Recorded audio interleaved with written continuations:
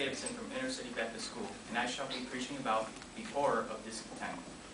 Aesop once said, "He that is discontent in one place will seldom be content in another." John Steinbeck once stated, "Where does discontent start? You are warm enough, but you shiver. You are fed, yet hunger gnaws you. You have been loved, but your yearning wanders to new fields. Throughout all these, there's time." We need to avoid the horror of discontent.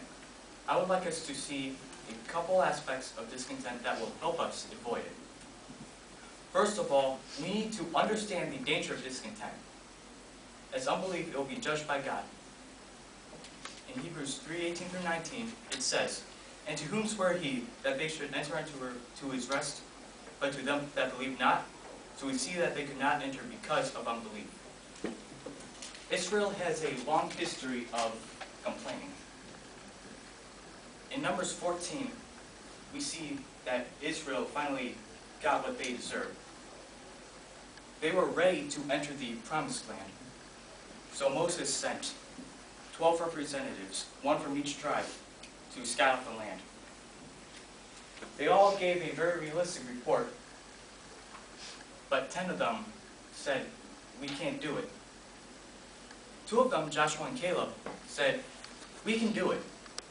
We can enter the Promised Land and conquer it." But unfortunately, Israel went with the 10.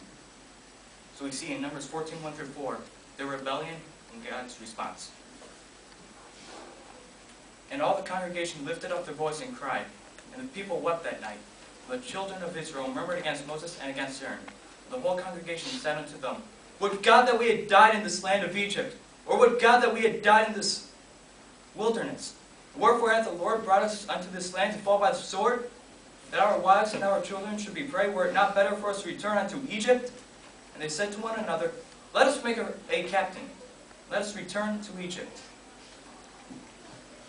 Since they have said this, they had to wander the wilderness some more. And those over 20 could not enter the land. So we see that God judges discontent because it is unbelief. And we also see as grumbling, it will be judged by God. The incident referred here is in Number 16 with Korah. He rebelled against Moses and against Aaron and ultimately God. So what happened was the earth swallowed him up and his tent and his family. Let's say there were 10 people in his family.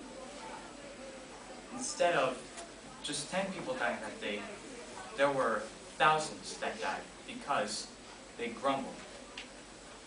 In Numbers 16:41-49, it says, "But on the morrow the congregation of the children of Israel murmured against Moses and against Aaron, saying, Ye have killed the people of the Lord. Now they that died in the plague were 14,700, besides them that died about the matter of Korah." So instead of let's say 10 people were in his family, instead of just 10 people, there were thousands of people just killed because of this plague, because they grumbled against God. Not only do we need to understand the danger of discontent, we also need to avoid the display of discontent. How do we do that? We do all things without grumblings and disputings. In Philippians 2:14, it says, "Do all things without murmurings and disputings." In Philippians, Paul is telling the Philippian church that they need to humble themselves before each other. There was some disunity in the Philippian church at that time. So, in order for them to truly be unified, they needed to humble themselves before each other, because they could not worship the way that God wants them to if they are ununified.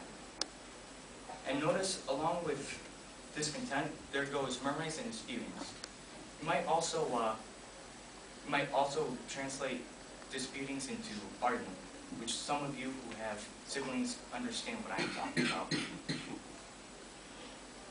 We also need to serve all people without complaining. 1 Peter 4:9, it says, "Use hospitality, one to another without grudging." Hospitality in its basic form means love for strangers. This refers to believers who are on their travels like missionaries, evangelists, who were beaten or persecuted at this time. And since inns were very rare, a home if someone offers a home for one of these believers, it could help their ministry and it would be very welcome to them. And using a person's house could really make you want to gripe and complain. And lastly, we need to practice the disruption of discontent. We need to get rid of it, just utterly obliterate it. In Hebrews 3:15, it says, "Let your conversation be without covetousness, and be content with such things as ye have. For he hath said, I will never leave thee, nor forsake thee." So we need to be content at all times for everything. That means obligations, jobs, home, water, food. Whatever it is, you should be content for it. And being content means that we are to be satisfied, so you should be okay with, like your jobs, food, like I have explained. We need to be thankful at all times. This goes beyond just being content. It would take more effort to do so. And it ought to displace the attitude of discontent. Flip in Ephesians 4:22, Paul explains the old man, new man theory, where we are supposed to put off the old man, which is our discontent nature, our discontent attitude. We need to put on our content attitude. You may say, yeah, but all these things happened years ago, thousands of years ago. How would this apply to me? Well, God still judges discontent. Let me give you a real life example of what happened to me myself when I was discontent. This might not have been like a health issue or something very serious, but it meant a lot to me. I am a member of the United States Air Force Auxiliary, so I would promote to certain ranks like captain, sergeant. When I was trying to promote one day, I couldn't because I wasn't qualified to do so. So I was held back a month. When I was going home that night, I was complaining. I was mad. I was not content. God, in my opinion, was not in control. So eventually, I got held back for 4 months because of my unbelief that God was in control. Because I grumbled against God, I was judged for it. And I learned my lesson that I need to be thankful at all times.